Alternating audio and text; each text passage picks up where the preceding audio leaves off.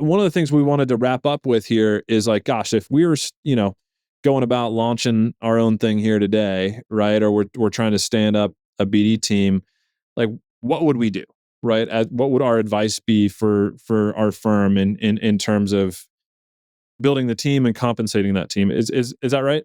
Yeah, I think that's a good way to put it. I mean, it's certainly something that we think about and have conversations with firms about, and the context is really important, right? Like the questions that you have to kind of ask to determine what's the right profile for you, whether we need to build a team, how quickly, those types of things. But yeah, I'm happy to hear your thoughts on it. If you were kind of given the reins and you've been in a position where you've built a team before, but however you want to frame it, like what you would do, how you'd think about building out a team to out of the gate.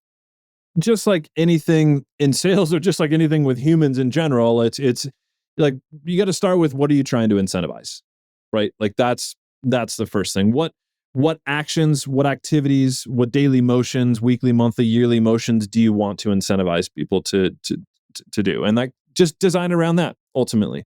And so you've got to have some sort of base component, right? Like to keep people going and, pay for their bills annually. I've been in a place where I've had draw versus commission, where like I earned a $36,000 a year draw that I had to pay back based upon deals that I got done. And I will tell you that after, 18 months of not getting a deal done and realizing that all of that is not actually compensation, it's all debt, that really, it eats at you, right? It really does. And like you start to look around the corner and be like, what am I doing with my life? Right? Like I have made a horribly bad decision here, right? And like that's the reality. Like because like there are sales compensation structures and BD compensation structures that look like that, right? Where it's like, it's not truly you getting an actual salary, it's you getting something that you have to pay back. And that, like, to me, that's toxic. I don't believe in that at all. I don't think that that's the right way to go. So I think you have to have some sort of base. You give people something to live on, but you don't make it comfortable. That's why I believe in like having this 50-50 split, because there has to be something to achieve. And to me, it can be even more than that. But I think the base place to start is you say you've got a 50-50 split between base and bonus, right? And so like, here's to your point, we've talked about what the on-target earnings sort of number can be, but like you need me to be hungry, not starving. I don't believe in starving, but I believe in hungry, right? And so like, if you can put me in a place where like, okay, maybe like I could go get another job where I would earn 150K or 200K sort of base, and like I would feel comfortable, right? But if you instead say to me, no, you can earn 200, 300, 400 per year, but like you start here, right? And the rest of it you have to go earn. You got to go get it, right? And that to me, like you got to start with that, which is like have again 50-50 split, some sort of base, some sort of upside, right? And that upside piece is a part that you got to go earn. Now, that upside piece, again, we can break it into lots of different subcomponents, but to me, you got to have some sort of team component, right? Everybody's on the same team. We're all helping each other, assuming you have more than one person, right? And so like my success should be your success. We should all be incentivized to get to success together. That should not be the majority of that bonus, but it should be some small percentage of that, right? So maybe I call that 10% of that or whatever is kind of this team related component. Then the balance of it should be, from my perspective, all in the bucket of individual performance, right? Like those are the things I've got to go earn that just myself, nobody else, right? I got to get it. And then, so like I talked about, design this around what you're trying to incentivize. What are the set of things that you want me to do in a given year? One is maybe you want me to get a certain number of platforms done. Two is maybe you want me to get a certain number of add-ons done. But maybe more than just number of those, what you actually care about is dollars of equity deployed or total enterprise value in transactions per year. I will say that like from a firm perspective, if I'm sitting in the firm's shoes, the right way to do that is like, what are we as a firm measured on? Well, and what's most valuable to us?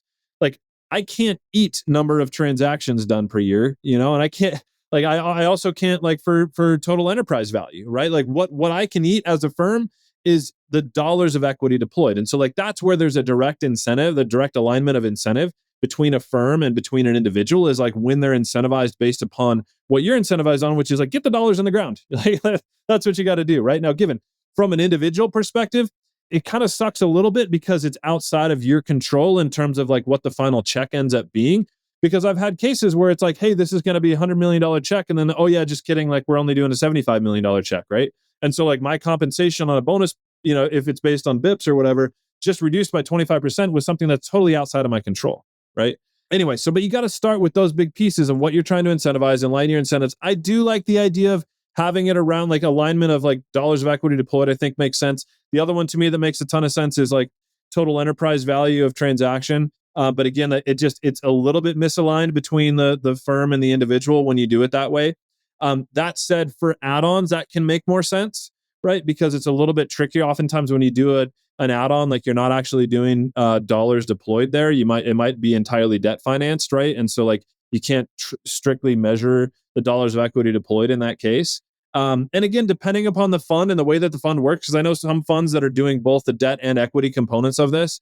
Like maybe there's a place where you incentivize the debt piece too, or maybe you don't, because like it's all, you only want to focus on equity. Again, up to the firm how you want to structure that, right? But then for those individual pieces, so let's talk about, you want me to do a certain number of platforms per year, and not just number of platforms. You want me to deploy a certain amount of equity per year.